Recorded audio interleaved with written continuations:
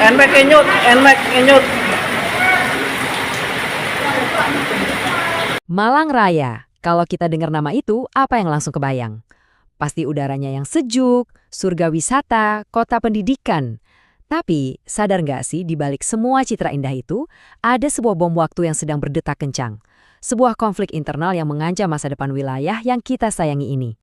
Nah, ini dia paradoksnya. Di satu sisi, Malang Raya itu seperti magnet super kuat yang menarik jutaan wisatawan dan puluhan ribu mahasiswa setiap tahunnya. Keren kan?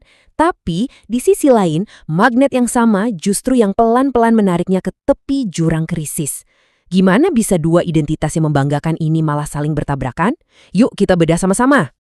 Oke, kita akan kupas tuntas masalah ini lapis demi lapis. Kita mulai dari inti dilemanya, lalu kita telusuri jejak kerusakan lingkungan, merasakan betapa sesaknya ruang kota kita, melihat bagaimana dampaknya ke masyarakat, dan yang paling penting, kita cari tahu, adakah harapan untuk masa depan? Baik, kita masuk bagian pertama. Untuk bisa paham masalahnya, kita harus kenal dulu DNA dari Malang Raya itu sendiri. Apa sih yang bikin wilayah ini begitu spesial? Dan bagaimana pesonanya yang luar biasa itu justru berbalik menjadi kutukan terbesarnya? Ini dia inti masalahnya. Ironi yang paling menyakitkan. Mesin pertumbuhan ekonomi Malang Raya, yaitu pariwisata dan pendidikan, ternyata juga menjadi mesin penghancurnya. Tanpa kita sadari, setiap hotel baru yang dibangun, setiap mahasiswa baru yang datang, itu ibarat ikut mengencangkan tali yang sedang mencekik wilayah ini. Sekarang mari kita lihat luka yang paling pertama dan paling dalam, krisis lingkungan. Semuanya berawal dari atas, dari puncak-puncak di Kota Batu, dan dampaknya mengalir turun, membawa bencana bagi wilayah di bawahnya. Nah, lihat deh proses ini. Ini tuh persis kayak efek domino yang mengerikan. Awalnya cuma alih fungsi lahan, kebun apel jadi villa. Akibatnya, tanah jadi keras, nggak bisa lagi menyerap air hujan. Terus, airnya kemana? Ya ngalir gitu aja di permukaan, berkumpul jadi satu dan boom, terjadilah banjir bandang yang mengancam semua yang ada di bawahnya. Ini bukan teori, ini sebab akibat yang nyata.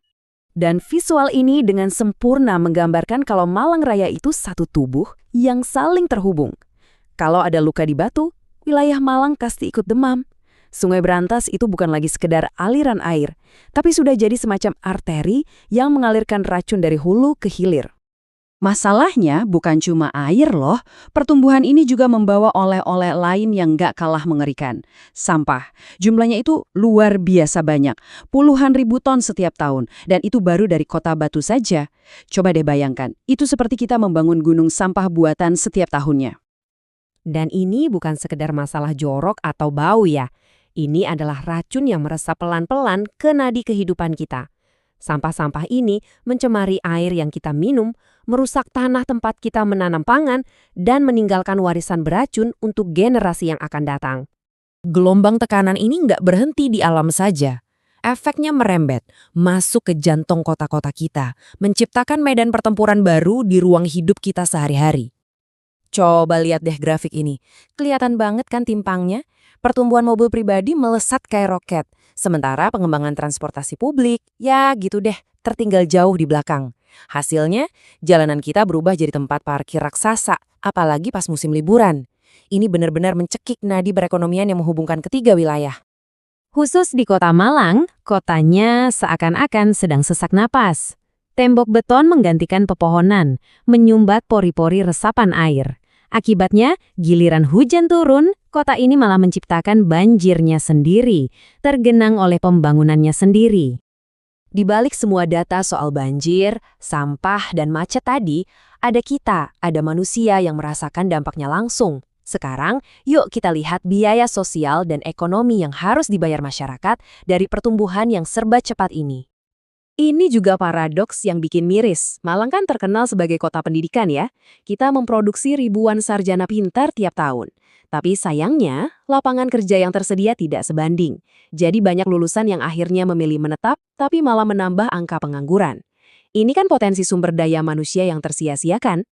Kalau di Batu, tekanan ini punya nama spesifik, gentrifikasi. Gampangnya gini, pembangunan pariwisata yang masif dan keren itu pelan-pelan malah mengusir warga lokal secara tidak langsung, harga-harga jadi mahal, ruang hidup makin sempit, dan akhirnya penduduk asli yang seharusnya jadi tuan rumah malah berisiko terpinggirkan. Ungkapan ini menjadi babu di rumah sendiri. Wah, ini lebih tajam dari pisau. Ini menyayat langsung ke jantung ketakutan terbesar warga lokal. Takut kalau suatu saat nanti mereka hanya akan menjadi penonton di tanah kelahiran mereka sendiri. Menyaksikan orang lain menikmati hasilnya, sementara mereka kehilangan kendali atas nasib mereka. Oke, setelah kita melihat semua retakan dan luka ini, pertanyaannya sekarang, bisakah kita menyembuhkannya? Adakah jalan keluar dari labirin masalah ini?